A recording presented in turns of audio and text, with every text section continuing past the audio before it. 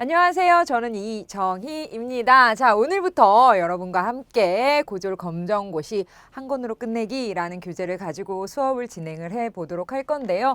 여러분들 이미 책 받아 보셨을 거고요. 책도 한번 이렇게 쭉 훑어 보셨으리라 생각이 됩니다. 여러분들을 위해서 많은 것들을 담고 있고요. 개정 교과에 맞춰서 이번에 새롭게 개편이 되었습니다. 그래서 여러분들 이 교재 가지고 우리들은 목표가 있죠. 그죠? 합격이라는 목표가 있기 때문에 이 교재 한 권으로 모든 내용을 좀 이 교재로 다 단권한다라는 마음으로 진행해 주시면 될 것 같습니다. 제가 수업 도중에 중간중간 많은 이야기를 하겠지만 오늘은 오리엔테이션으로 이 과목을 어떻게 접근해야 되고 어떻게 풀어나가야 되는지 함께 간략하게 정리하고 넘어가 보도록 할게요. 자, 고졸 검정고시 여러분들 환영합니다. 자, 저는요, 국어 과목에 대해서 여러분과 함께 공부를 해 보도록 할 건데요. 검정고시 국어는요, 맞습니다. 필수 과목입니다. 그래서 국어는 피할 수는 없을 것 같고요. 커트라인도 있고요.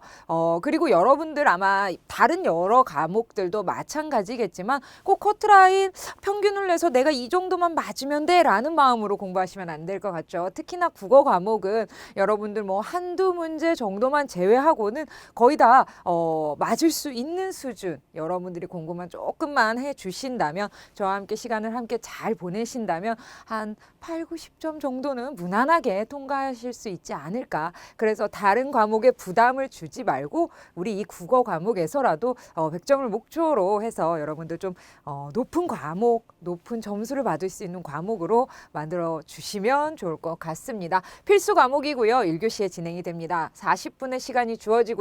25문제 아마 여러분들 뒤에 보면 교재 뒤에 보면 모의고사 문제 있을 겁니다. 보셨겠죠? 충분히 시간 가능합니다. 사지택 1 보기가 4개고요. 그중에 정답이 하나가 있습니다. 5개보다는 네, 충분히 우리들의 부담을 낮춰줍니다. 여러분들 교재에 나와 있긴 하지만 잠깐 정리하고 넘어갈게요. 기출문제 어느 내용이 어느 비중을 담고 있느냐. 가장 많은 비중을 담고 있는 건 역시 문학 파트입니다. 문학은요, 여러분들 알고 계시겠지만 현대문학과 고전문학으로 나뉘어집니다. 고전문학? 너무 어려운 이상한 중세국어 글자 나오는 거 아니야? 아니요. 그게 고전문학이 아니고요. 물론 그 안에서도 문학 문제가 포함이 되기는 하지만 고전문학이라 하면 여러분들 뭐 양반전, 토끼전, 춘향전 이런 것들을 의미합니다. 그래서 너무 부담 갖지 않으셔도 될 것 같습니다. 현대문학은 시소설, 수필, 우리가 흔히 보는 것들 물론 우리 교과서 중심입니다. 고등학교 교과서 중심이고요. 가장 자주 언급되는 내용들이 출제되기 때문에 너무 부담 갖지 않으셔도 됩니다. 그 많은 것들을 내가 어떻게 다 읽어? 라는 생각 안 하셔도 될 것 같습니다. 그리고 우리 교재에서 이미 많은 것들을 간추려서 그리고 가장 자주 언급되는 작품들로 많이 실어놨거든요. 그래서 우리 이 교재 안에 담겨있는 내용만 충실히 하더라도 문제 푸는데 어려움 없이 준비했으니까요. 여러분들 잘 따라와 주시면 될 것 같고요.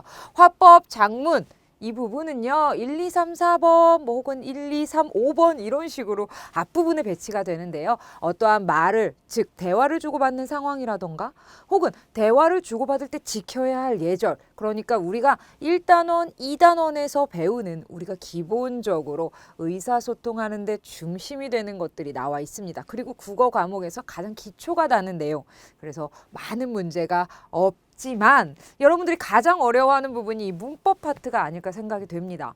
비중도 점차 높아지고 있습니다. 그런데 여러분들 뒤에 문의 법입니다. 법 맞습니다. 요행이 없습니다. 법칙이기 때문에 여러분들 그 법칙 그대로 암기해 주셔야 됩니다. 국어 과목에서 암기라고 하니까 조금 생소하시죠? 그런데 여러분 여기에서 힌트 한 가지. 가장 자주 언급되는 문법 그리고 그 어떠한 그렇죠. 예외 상황이 없는 문법이 나옵니다.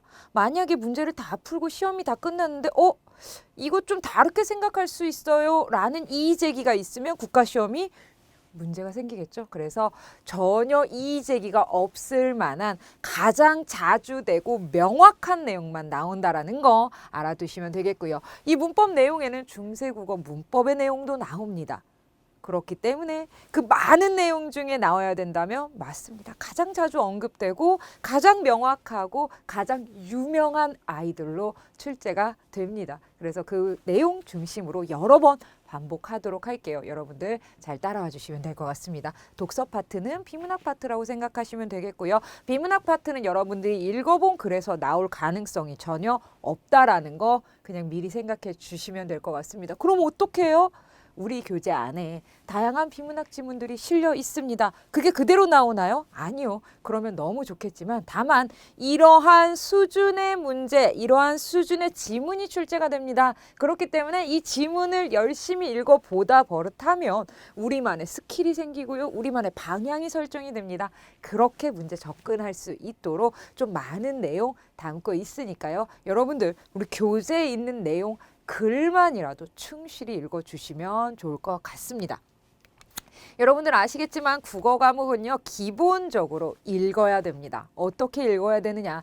잘 읽어야 됩니다. 문제에서 요구하는 방향대로 잘 읽어 나가야 됩니다. 우리는 오늘부터 혹은 다음 시간부터 본격적으로 수업이 진행되면서 수많은 글들을 만나게 됩니다.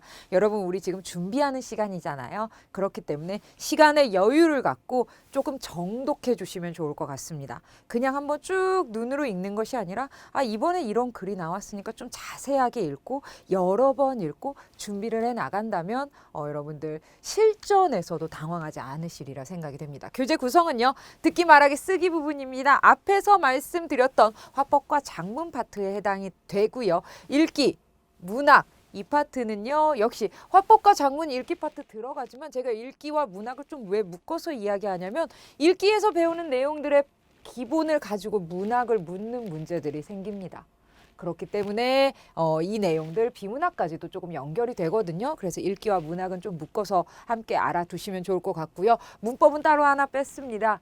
양이 많습니다. 여러분들 쭉 보시면 아시겠지만 근데 그 문제에서 네 문제가 나옵니다. 가장 자주 언급되는 내용들이 나오겠죠. 그렇기 때문에 이 문법 파트는요. 개념을 아는 거, 한번 읽어보는 거, 정독하는 거 중요하지만 더 중요한 거는 어떻게 문제에 적용시킬 거냐.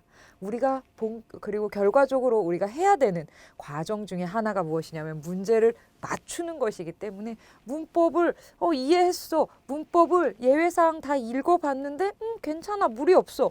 근데 문제는 어떻게 풀어야 돼? 그래서 문법 파트는요. 제가 이 문제 시간의 비중을 좀 높일 겁니다. 물론 정독은 하겠지만 정독을 한 후에 문제에서 되도록이면 거의 모든 문제를 풀어서 어떻게 적용하는지 지속적으로 연습을 할 겁니다. 그렇다면 여러분들은 문법이 끝났을 때 그렇다고 뜻하면 우리가 다 머릿속에 들어와 있는 건 아니겠죠. 문제를 좀 계속 풀어서 내가 모르는 게 없게끔 그렇게 준비해 주시면 될 것 같습니다. 강의 구성은요. 기본적으로 기본 개념 파트 들어갑니다. 그 다음에 단원별 문제풀이 있고요. 마지막 실전 문제와 그 다음에 이제 기출 문제 여러분들이 찾아보시면 좋을 것 같은데 여러분들 교재 보시면요. 아시겠지만 저희가 한번 개정이 됩니다. 어떤 개정이 되느냐 2009년 교육과정에서 2015년 개정교육과정으로 이제 교재 내용이 살짝 바뀝니다. 교재 내용이 바뀐다고 많은 게 바뀌는 건 아닙니다. 국어잖아요. 그렇기 때문에 무엇이 바뀌느냐라는 것을 물어보신다면 너무 쉬웠던 개념 혹은 지금 현대 우리가 살고 있는 이 사회와 너무 동떨어진 내용 그리고 많은 문제가 제기됐던 작가들 제외하고요. 좀 더 심플하게 묶었고요. 그리고 요즘 들어서 국어 과목에서 가장 중요시되는 게 잘 읽고 잘 듣는 부분. 그렇기 때문에 지문의 길이도 조금 더 길게 조정이 되면서 그러한 것들이 조정이 됐습니다. 그렇다고 해서 크게 법칙이 바뀌었다거나 무엇이 빠졌다거나 이런 파트는 없습니다. 그래서 여러분들 뭐가 크게 많이 바뀌었나요? 아니요. 국어 과목은 크게 변형되지는 않았고요. 다만 작품이 제외되거나 혹은 너무 고리타분한 지금 정서와는 맞지 않는 작품들 그리고 그것에 대해서 너무 기초적인 것을 묻는 것들은 빠져 있다라고 생각해 주시면 되겠습니다. 그런 거 신경 안 쓰셔도 되겠고요. 그래서 너무 오래된 기출은 이런 식으로 문제들이 나오는구나 라고 해주시면 되겠고요. 좀 최근 기출 문제, 만약 기출 문제를 풀어보신다면 최근 기출 문제 정도 중심으로 해서 이런 식으로 문제들이 풀어 나가고 있고 이런 식으로 문형이 변형되고 있구나 정도 알아두시면 될 것 같고요.